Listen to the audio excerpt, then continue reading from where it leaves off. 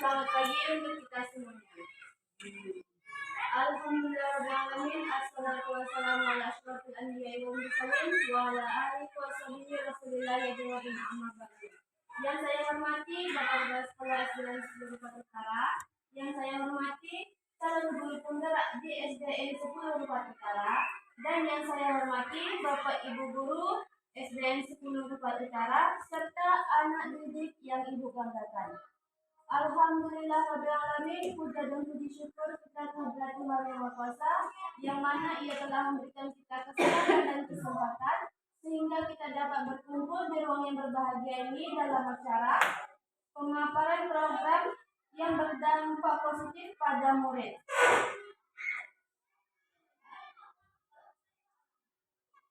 Dan pada acara inti kita yaitu pemaparan program yang berdampak positif pada murid yang akan dipandu oleh Ibu Nur Sadia sebagai calon guru penggerak. Waktu dan tempat kami persilakan. Puji syukur kita pada Tuhan Yang Maha Kuasa atas berkatnya kita dapat berkumpul pada siang hari ini. Yang terhormat Bapak Kepala Sekolah, yang saya hormati Bapak Ibu Guru SD Negeri 10 Rutan Utara. Nah, adapun kegiatan kita pada hari ini adalah pemaparan program yang berdampak positif pada murid.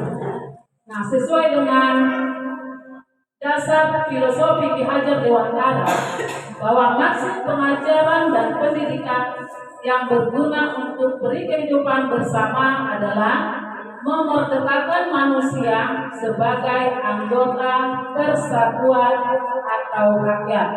Nah, tujuan pembelajaran di sini adalah CGP dapat mengembangkan ide dari ruang kolaborasi menjadi sebuah prakarsa perubahan dalam bentuk rencana program atau kegiatan yang memanfaatkan model manajemen perubahan Bagja. Nah, program ini sebenarnya seharusnya ini sudah berjalan, dan ini program ini saya buat karena mengingat sekolah kita ini masalah membaca itu memang sangat rendah, dan ini keluhan dari guru-guru SMP yang saya dengar langsung bahwa sekolah kita ini masih banyak tamat belum lancar membaca. Ini latar belakangnya mengapa saya ambil program yang benar-benar menurut saya ini harus kita betul-betul kita jalankan untuk meningkatkan kualitas sekolah kita dan mutu anak didik kita. Jadi nanti begitu tamat bukan jadi beban kepada SMP, karena di SMP itu sebenarnya tidak wajar sekali lagi kalau kita mengajar anak-anak membaca. Sebenarnya bukan cuma di SMP. Nah, di SD juga di kelas 4, 5, 6 ini kalau bisa kita jangan lagi mengejar anak-anak. Tetapi ya mungkin memang saya akui semenjak 3 tahun ini memang sangat merosot sekali. Mungkin pengaruh karena COVID kemarin sehingga kurang aktif belajarnya, karena pada saat COVID mereka kan kelas rendah. Memang dalam 3 tahun ini memang agak menurun sekali. Di kelas 5 pasti ada saja sudah kelas 5 yang belum bisa membaca. Nah, ini rencana saya kalau bisa jangan lagi untuk tahun-tahun berikutnya, jangan lagi ada kita temukan seperti itu sampai kalau bisa naik ke kelas 4 memang benar sudah bisa membaca. Nah, ini dia tujuan saya mengapa saya buat program yang akan dikembangkan, yang saya buat namanya Bariska atau baca nyaring setiap Kamis. Nah, latar belakangnya tadi membaca adalah fondasi utama dalam mempelajari ilmu-ilmu yang lain. Jika anak mempunyai kemampuan membaca yang baik, dapat dipastikan ia akan lebih mudah memahami pelajaran. Selama ini telah diadakan kebiasaan kegiatan membaca yakni 15 menit sebelum memulai pembelajaran dan sudah berjalan dengan baik. Namun, seringkali ketika ditanya apa yang dibaca, anak-anak sebagian besar tidak mengerti atau sudah lupa dengan apa yang dibaca. Untuk itu perlu diadakan kegiatan penguatan atau kokurikuler yang mampu menumbuhkan kebiasaan baca bermakna sehingga anak-anak paham dan ingat apa yang dibacanya. Nah, ini dia. Dulu kita sudah punya program ya, mungkin itu semua sekolah. 15 menit sebelum masuk diwajibkan membaca. Ini dulu sudah berjalan ya, tapi akhir-akhir ini merosot lagi. Jadi harapan saya ini mulai dari kelas 1, 2, 3 sampai kelas 6, kalau bisa ini kita biasakan membaca ini dari pagi sebelum masuk. Biasakan anak-anak membaca dengan membaca nyaring. Nanti dengan sendirinya kalau sudah terbiasa, pasti anak-anak akan bisa lebih lancar membaca. Karena kasihan sekali sudah lama sampai sekarang di kelas 5 ada satu orang yang benar susah, belum hafal hurufnya atau di mana salahnya ataupun kurang tahu. Dan ini juga sudah saya koordinasikan juga sama orang tuanya. Memang alasan orang tuanya anaknya ini memang di rumah susah diatur gitu. Nah, ini bukan suatu alasan kita mengapa anak tersebut tidak bisa membaca. Ini tetap PR kita, tetap kerjasama kita bagaimana anak semua kalau sudah kelas tinggi itu bisa membaca. Nah, tujuannya dari program ini adalah memberi penguatan budaya membaca pada anak, meningkatkan kompetensi membaca pada anak. Nah, alasan pemilihan program pertama, membaca merupakan fondasi dari ilmu yang lain. Ya, tanpa kita bisa membaca, mungkin ilmu yang lain susah kita pahami. Karena sumbernya pertama adalah bisa membaca. Yang kedua, kemampuan membaca anak masih kurang, di mana anak mampu membaca, namun ketika ditanya apa yang dibaca mereka tidak mengerti. Kita harus sesuai dengan program profil Pancasila. Nah, beriman dan bertakwa kepada Tuhan Yang Maha Esa. Nah, dengan komponen belajar Pancasila, beriman dan bertakwa kepada Tuhan Yang Maha Esa, menumbuh kembangkan kepemimpinan murid yang akan mendorong murid mengembangkan berbagai sikap positif yang merupakan penjawatan dari iman, takwa, dan akhlak mulia. Nah, komponen belajar Pancasila yang berikutnya mandiri, menumbuhkan kepemimpinan murid akan mendorong murid untuk mengambil kontrol dan bertanggung jawab pada proses pembelajarannya sendiri. Dan yang berikutnya adalah gotong royong. Kepemimpinan murid memungkinkan murid untuk terlibat dan berinteraksi dengan orang lain, bekerjasama dan berkontribusi dalam masyarakat yang lebih luas. Nah, karakteristik lingkungan yang mendukung tumbuhnya atau studi agensi. Nah, lingkungan yang mengembangkan keterampilan berinteraksi sosial secara positif, arif dan bijaksana. Itu karakteristik lingkungan yang mendukung.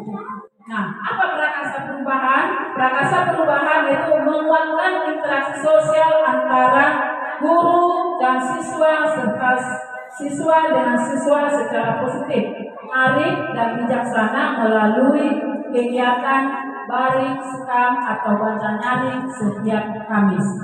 Kenapa saya ambil Kamis? Karena kalau pagi setiap hari, pagi kan ada di kelas ada yang masuk bidang studi. Jadi saya ambil hari Kamis dan ini merupakan tugas juga dan harus ada program kita sebagai CGP. Jadi yang saya ambil menurut saya permasalahan yang belum bisa kita tuntaskan membaca lancar. Membaca lancar. Kemarin saya ambil waktu di Lokakarya, saya buat programnya dengan nama tamat tuntas baca. Tapi tamat tuntas baca itu berarti nanti kita latar belakang itu tetap sama. Yaudah, oke lah dengan membaca nyaring, nanti anak-anak otomatis yang tidak tahu membaca nanti bisa akan semakin lancar. Dan ini merupakan kegiatan tugas kami harus membuat program. Nah, sebenarnya banyak permasalahan, banyak yang perlu kita tingkatkan. Tetapi yang menurut saya sebagai CGP, ini merupakan dilema ataupun permasalahan yang sangat-sangat harus kita cari solusi bersama. Karena selain nanti mengurangi kualitas sekolah kita seperti di seluruh Utara, dan juga nanti menjadi membuat ke anak-anak kita untuk melanjutkan SMA SMP itu jadi kurang bersemangat karena dia tidak bisa membaca. Jadi kalau tidak dari SD dia bisa membaca, tidak lancar membaca, kita pun di SMP nanti nama SD kita tidak bisa disebut lagi, karena itu di sana pasti disebut. Begitu anaknya tidak bisa membaca pasti tanya, di mana? Pasti nama kita kalau memang dari SD kita disebut dari SD kita juga. Jadi itu nanti mengurangi kualitas dari pendidikan SD Negeri 10 Rumah Utara. Hal itu salah satu menjadi tujuan saya kenapa harus membaca ini, harus tuntas, harus bisa membaca. Kalau bisa kelas 4 harus sudah bisa, walaupun tidak mengejar itu.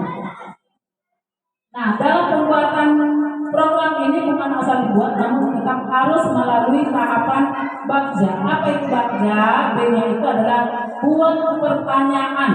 Nah, pertanyaannya bagaimana kita dapat meningkatkan kemampuan membaca anak, sekaligus meningkatkan interaksi sosial anak antara guru dan murid, serta murid dengan murid secara positif, arif, dan bijaksana.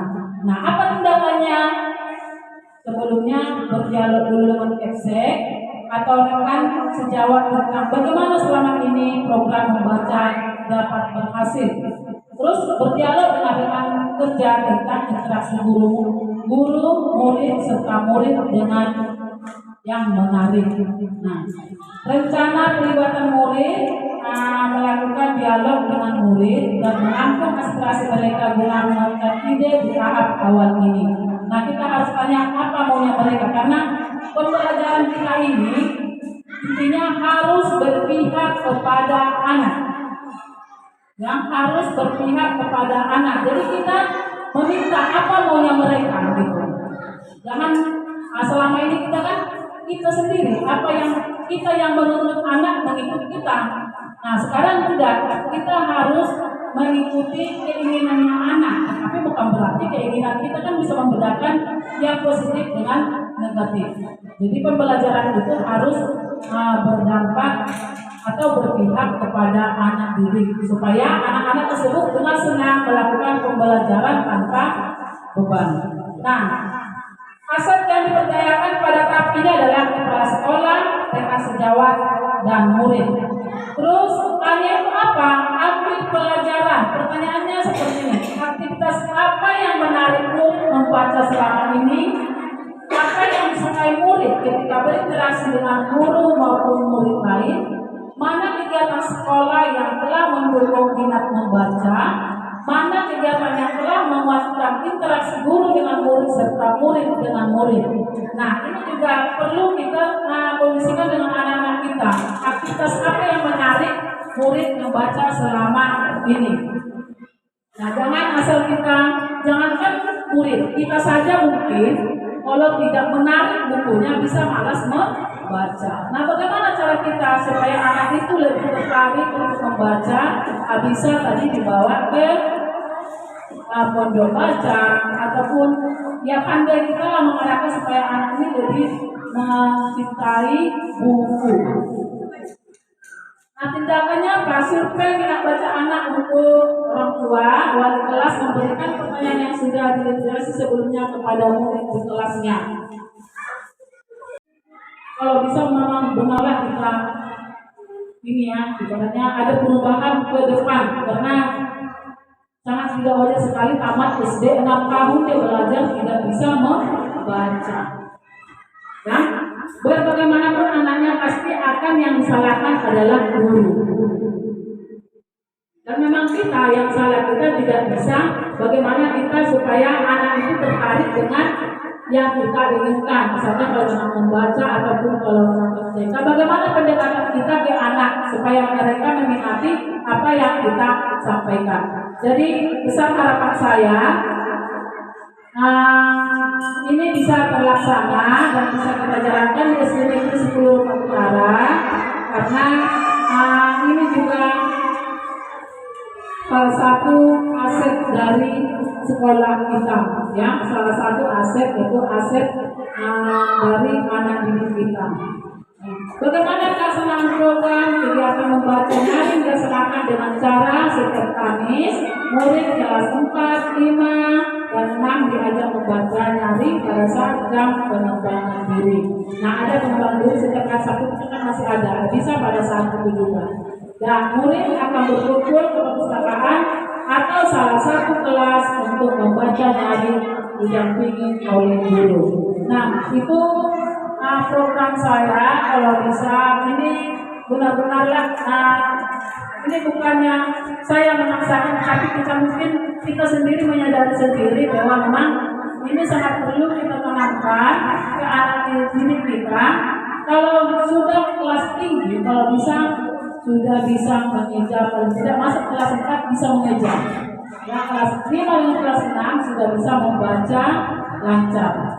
Karena ini memang belum kita dapatkan, belum kita temui selama ini. Karena saya sudah berapa tahun di guru kelas 5 sebelumnya kelas 6, belum pernah sekalipun satu kelas itu semuanya lancar membaca. Pasti ada satu atau dua yang memang tidak bisa membaca. Entah salahnya di mana kita tidak tahu.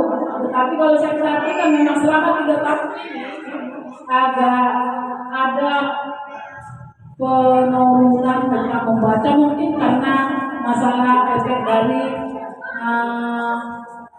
kemarin COVID gitu, karena pada saat itu kita tidak aktif belajar. Jadi sepertinya itu saja program yang saya buat dalam tugas saya sebagai CGP, dan ini yang harapan saya bisa kita kembangkan minat membaca anak ini supaya kita semakin bermutu dan sekolah kita juga semakin bermutu. Nah, sepertinya itu saja yang ingin saya sampaikan tentang program untuk kegiatan saya sebagai CGP. Terima kasih kepada Bapak Ibu Guru yang telah meluangkan waktunya dalam kegiatan ini. Sekian dan terima kasih.